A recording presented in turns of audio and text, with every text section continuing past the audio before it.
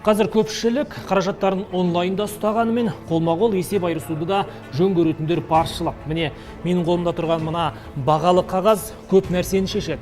Шешет дегенім қалай? Азық-түлік сатып аламыз, киім киеміз, әрлі-бері жүреміз. Тіпті дәрі-дәрмекті де осыған айырбастаймыз дегенім, яғни сатып аламыз. Ал бұның екінші жағын қарайтын болсаңыз, түкке тұрғысыз бір жапырақ қағаз. Иә, бүгінгі арнайы репортажымыздың тақырыбын түсінген боларсыз. Ендеше жайғасып, жақсылап тыңдаңыз. Біз бүгін жалған ақша туралы сіз білмейтін ақпараттарды айтатын боламыз. Кеттік ендеше. Кез келген адам қолына жалған ақша қалай түскенін байқамай қалады. Құнды қағазды заңсыз дайындайтындар өз өнімдерін айналымға қалай шығарады? Қаланың шетіндегі кішігірім дүкендерде олардың мысалы ақшаны тексеретін құралдары жоқ екенін біле тұра сондай жерлерге өткізуге тырысады. Жалған ақша жасау темір торға берілетін жолдама. Жауаптылар сөзінше қылмыс жасағандардың түбінде қолына кісен тағылады. Ең жоғарғы жауапкершілік бұл 8 жылдан 12 жылға дейін мүлкін тәркілей отырып бас бостандығынан айыру жазасы қарастырылған.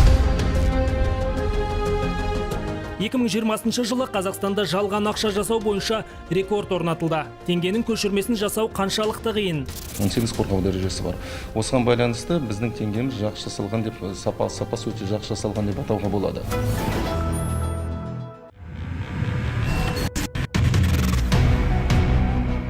Теңгенің айналымда жүргеніне биыл 28 жыл толады. Мамандар сөзінше ақша жүрген жерде оны заңсыз жолмен жасайтындар да қатар жүреді дейді.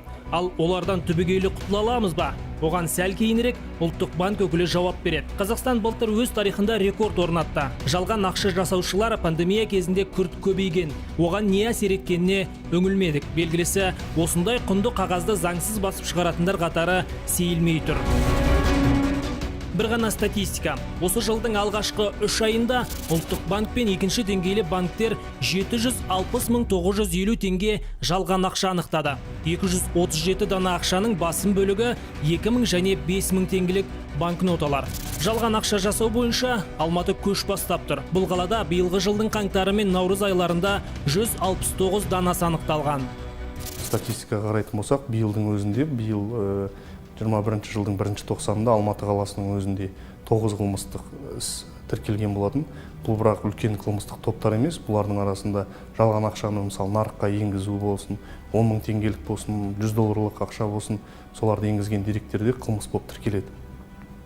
Бұдан кейін тергеу амалдары жүргізіледі. Яғни бұл ақша қайда жасалуы мүмкін, қай өңірден келуі мүмкін, өйткені бұл деректер базасы болады.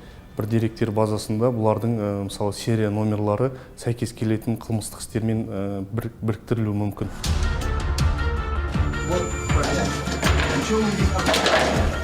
Экономикалық тергеу департаменті заңсыз әрекет жасайтындармен күресіп жатса, Ұлттық банкте қол қусырып отырған жоқ. Қылмыскерлердің жолын кесу үшін түрлі айла әрекеттерге барып жатыр. Соның ең негізгісі банкноталарды жиі жаңалап тұру және ондағы элементтерді жаңа технологиялардың көмегімен күрделендіру. Теңгенің айналымға енгеннен бергі 28 жылда 4 сериясы басылып шықты. Ұлттық валютаның алғашқы легінде портреттік серия қолданылған. Авторлар банкнот беттерінде қазақтың ұлы тұлғаларының суреттерін жариялады. Қазақстанда басылып шыққан екінші серия Әл-Фараби деп аталады. Шығыс ойшылының бейнесі 200 бен 10 мың теңгеге дейінгі банкноттарға басылды. Төл теңгеміздің 3-ші буыны 2006 жылы бәйтерек бейнесімен жарыққа шықты. Бұл жолы дизайнерлер ақша бетінде тек Қазақстанның тарихын ғана емес, сәулеті мен табиғатын да сыйғызуға тырысты. 2011 жылдан бастап қазақстандықтардың қолында самұрық сериясындағы жаңа валюта айналымға шыға бастады. Бір жақ бетінде қазақ елі монументі мен ұшып бара жатқан кептерлер бейнеленсе, екінші жақ бетінен Алматы қаласының Ертіс өзенінің үстірт жазығының панорамасын көруге болады. Согласно рекомендации Интерпола, Интерполдың ұсынысы бойынша банкноттардың дизайнын әрбір 5-7 жыл сайын ауыстырып отыру керек. Өйткені бұл уақытта жалған ақша жасаушылар түрлі жолдарын қарастырып сапасын жақсартады.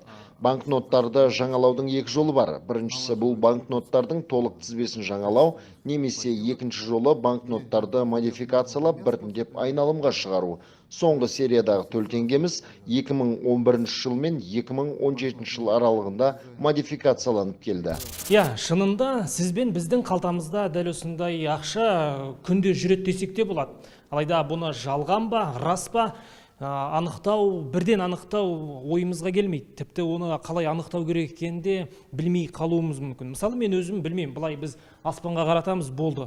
Ал енді қалай ажырату керек деген сұраққа бүгін тергеу басқармасының басшысы Сәкен Серікұлы жауап береді.